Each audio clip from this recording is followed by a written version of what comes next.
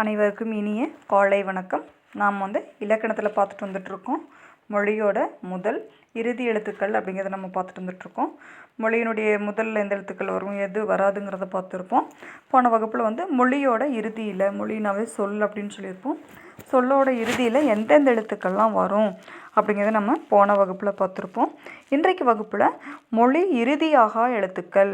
மொழி இறுதியாக எழுத்துக்கள் அப்படின்னா சொல்லோட இறுதியில் எந்த எழுத்துக்கள்லாம் வராது அப்படிங்கிறத நம்ம இன்றைக்கி வகுப்பில் பார்க்குறோம். பாருங்கள், சொல்லின் இறுதியில் உயிரெழுத்துக்கள் தனித்து வருவதில்லை. ஒரு சொல்லோட கடைசீட்டில் உயிரெழுத்துக்கள் 12 எழுத்துக்களும் ஆவுலேருந்து வரைக்கும் தனி எழுத்தாக வராது. எப்படி மட்டும்தான் வரும் அப்படின்னு பார்த்தா மெய்யெழுத்தோடு சேர்ந்து மட்டும்தான் வருமே தவிர தனி எழுத்தாக இந்த எழுத்துக்கள் சொல்லோட கடைசீட்டில் தனித்தனி எழுத்தாக வராது அப்படின்னு சொல்லியிருக்காங்க. உயிரெழுத்துக்கள் மெய்யெழுத்துடன் இணைந்து உயிர்மெய்யாக மட்டுமே சொல்லின் இறுதியில் வரும். நம்ம போன வகுப்புலேயே பார்த்துருப்போம்.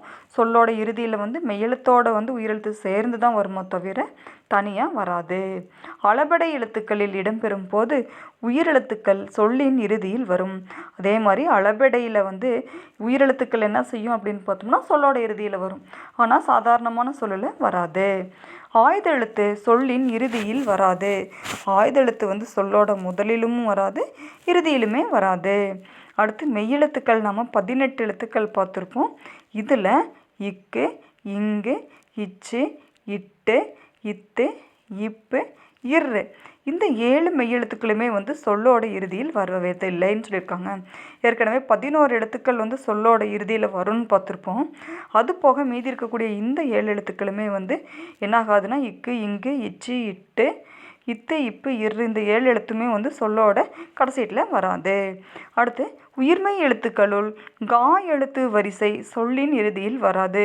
கா வரிசையில் இருக்குல்லையா, காங்கா, அங்கிங்கி, இங்குங்கு, கெங்கே, எங்கை, கோங்கோ, கௌ இந்த கா வரிசையில் இருக்கக்கூடிய எல்லா எழுத்துமே 12 உயிர்மெய் எழுத்துமே கா வரிசையில் இருக்கக்கூடிய அந்த எழுத்துக்கள் சொல்லோட இறுதியில் வராது அப்படின்னு சொல்லியிருக்காங்க.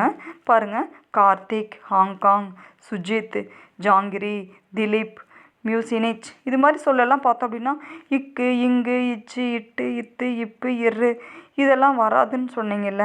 இதில் எப்படி வந்திருக்குது அப்படின்னு சொல்ல கேட்கக்கூடாது. இது எல்லாமே என்னது, பிறமொழி சொற்கள். தமிழ் எழுத்து சொற்களில் என்ன ஆகாது அப்படின்னு பார்த்தோம்னா இந்த எழுத்துக்கள் வராது, இடம்பெறுவதில்லை இறுதி எழுத்தாக அப்படின்னு சொல்லியிருக்காங்க. அடுத்து எகர வரிசையில் கே முதல் நே முடிய எந்த உயிர்மெய் எழுத்தும் மொழி இறுதியில் வருவதில்லை. நம்ம போன வகுப்புலேயே பார்த்துருப்போம். ஏ வரிசையிலுக்கு பதிலாக ஏ வரிசை தான் சொல்லோட இறுதியில் வர மாதிரி வந்திருக்கும்.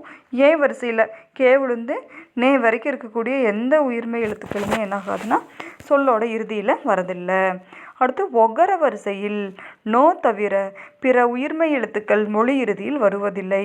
ஒகர வரிசையில் பார்த்தோம் அப்படின்னு பார்த்தோம்னா அந்த நோ எழுத்துக்களை தவிர கோங்கோ, சோ, நோ, டோ அந்த எழுத்துக்கள் சொல்கிறலையே அதில் நோ எழுத்து மட்டும்தான் தனித்து என்ன ஆகும்னா துன்பம் அப்படிங்கிற பொருளை தரும். நோ தவிர வேறு எந்த எழுத்துமே அந்த கோங்கோ வரிசையில் அந்த சொல்லோட இறுதியில் வராது அப்படின்னு சொல்லியிருக்காங்க. அடுத்து சொல்லினுடைய இடையில் வரும் எழுத்துக்கள். நாம் இது வரைக்கும் சொல்லோட இறுதியில் எந்த எழுத்துக்கள் வரும், எந்த எழுத்துக்கள் வராது அப்படிங்கிறத பார்த்தோம். இப்போ சொல்லோட இடையில் எந்த எழுத்துக்கள்லாம் வரும் அப்படிங்கிறத மட்டும் நம்ம பார்க்கலாம். பாருங்கள், மெய்யெழுத்துக்கள் 18 சொல்லின் இடையில் வரும். மெய்யெழுத்துக்கள் இக்கிலிருந்து இன் வரைக்கும் இருக்கக்கூடிய 18 மெய்யெழுத்துமே சொல்லோட நடுவில் என்னாகும், இடையில் அப்படின்னா நடுவில் அர்த்தம், சொல்லோட இடையில் வரும். உயிர்மெய் எழுத்துக்கள் சொல்லின் இடையில் வரும். உயிர்மெய் எழுத்துக்கள் தெரியும், காங்கா, காங்கா, அச்சாலாம் சொல்கிறலையா, காவுலேருந்து நவ் வரைக்கும் இருக்கக்கூடிய உயிர்மெய் எழுத்துக்கள் எல்லாமே என்னாகும்னா சொல்லோட இடையில் வரும். ஆயுத எழுத்து சொல்லின் இடையில் மட்டுமே வரும். அப்போ மெய்யெழுத்து 18 சொல்லோட இடையில் வரும், உயிர்மெய் எழுத்துக்களும் வரும், ஆயுத எழுத்துமே சொல்லோட இடையில் வரும் அப்படின்னு சொல்லியிருக்காங்க. அளபெடையில் மட்டுமே உயிரெழுத்துக்கள் சொல்லின் இடையில் வரும். அளபெடை பற்றி அது என்ன சொல்லியிருக்காங்கன்னா, அளபெடை நம்ம பார்த்துருப்போம், உயிரளபடை, ஒற்றளபடைன்னெல்லாம் நம்ம பார்த்துருப்போம். இந்த அளபெடையில் மட்டும்தான் என்ன சொல்லியிருக்காங்கன்னா அந்த உயிரெழுத்துக்கள்லாம் அந்த சொல்லுது இருக்கு இல்லையா, அது மாதிரி அந்த எழுத்துக்கள் சொல்லோட இடையில் வரும். மற்ற எழுத்துக்கு இடையில் என்ன ஆகுதுன்னா உயிரெழுத்துக்கள் சொல்லோட இடையிலும் வராது, அப்போ இறுதியிலும் வராது. அளபடையில் மட்டும்தான் இது மாதிரி வரும் அப்படின்னு சொல்லியிருக்காங்க.